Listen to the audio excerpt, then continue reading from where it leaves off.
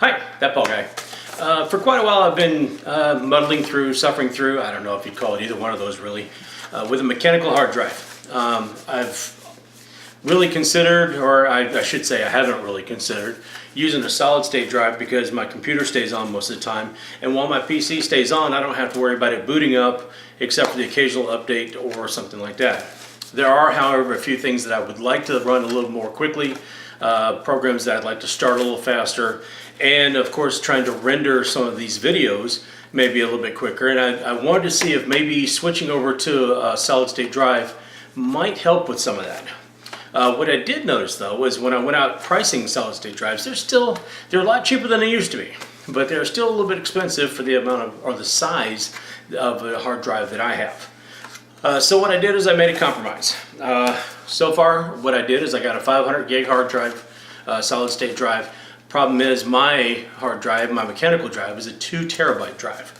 So what this means is that I'm going to have to go ahead and put the important things like my operating system and some of the other components or some of the other programs that I want to operate more quickly onto that, and then go from there and see, leave the mechanical drive for things like videos, my school projects, things like that that don't have to open nearly as often, or they're not time sensitive, or I don't have to open them in a big hurry. What I'm hoping this will also do is when I migrate programs like Shotcut and those files that they write to, then maybe that'll help the speed up time, or the time that it takes to write to the drive, so maybe it operates just a little quicker. So we'll see how that goes too.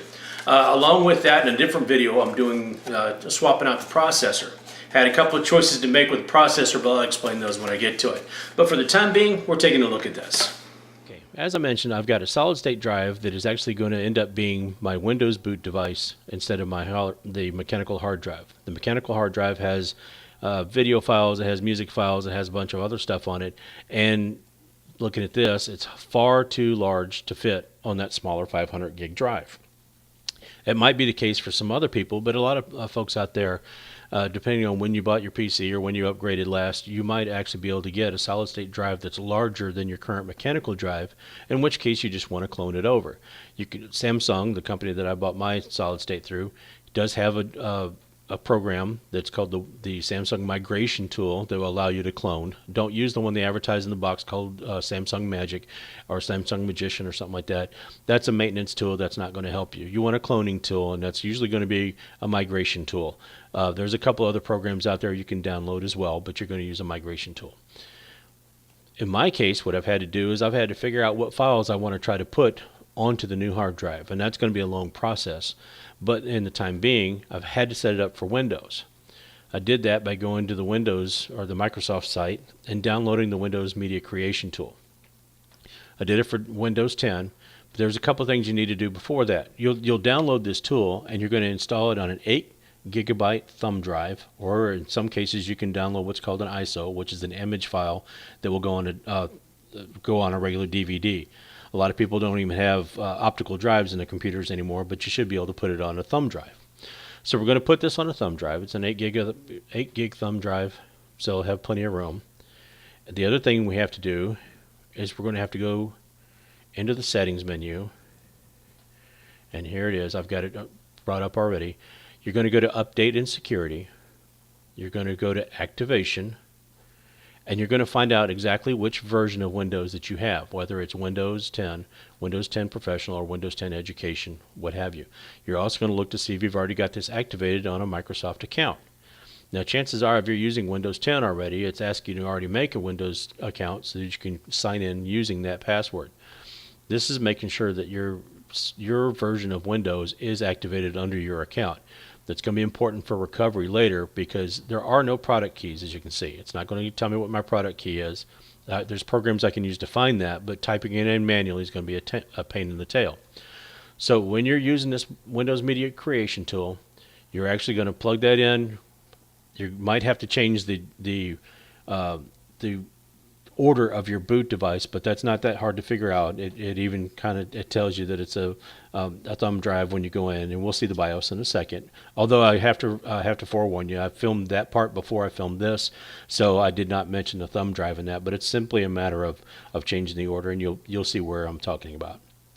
Anyway, so when you go ahead to do that, it's going to start to bring it up, and it's going to start to ask you questions, of course, the setup, and you want to make sure that in that settings part, that whichever version of Windows is the one that you're actually trying to activate or upgrade.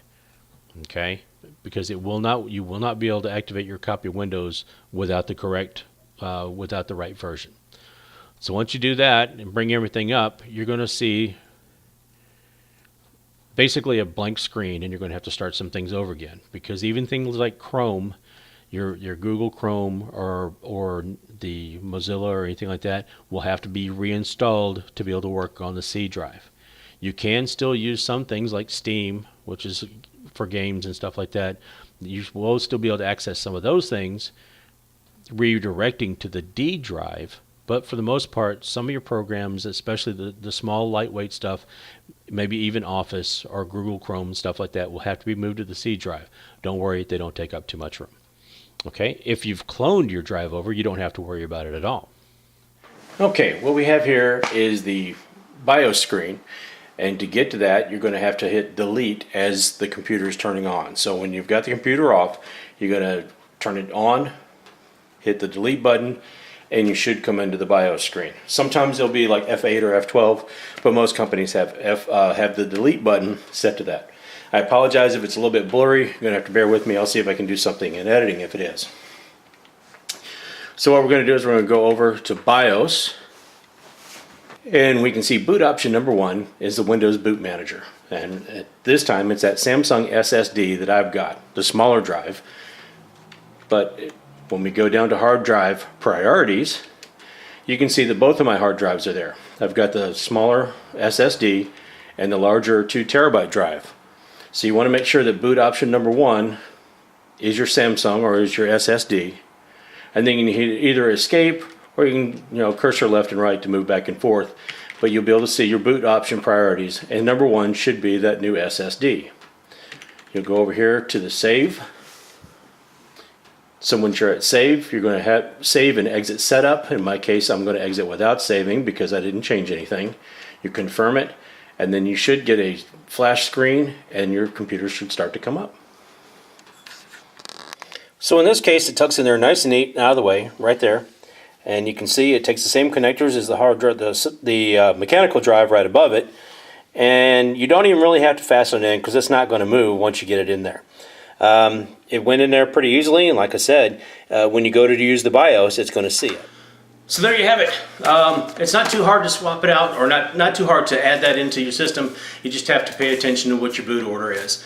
Overall, I'm pretty happy with it. I would do it again, but what I would probably do next time is I'd probably go ahead and see if I could slim down as much as possible, back up everything, move any unnecessary files whatsoever onto a different or external hard drive or something like that, and get it underneath that same limit. Maybe just get a little bit bigger SSD to clone the whole thing instead.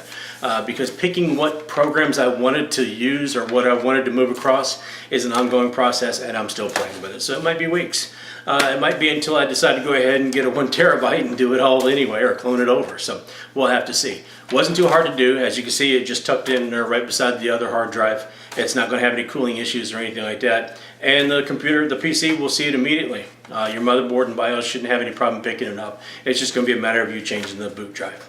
So that's it. I'll keep on trying to do videos like this. I don't know if this one was much help. I'll try to make sure lighting and stuff like that's a little bit better so I can actually videotape the process of doing it. But in the meantime, that's what I got for right now, and hope to see you next time.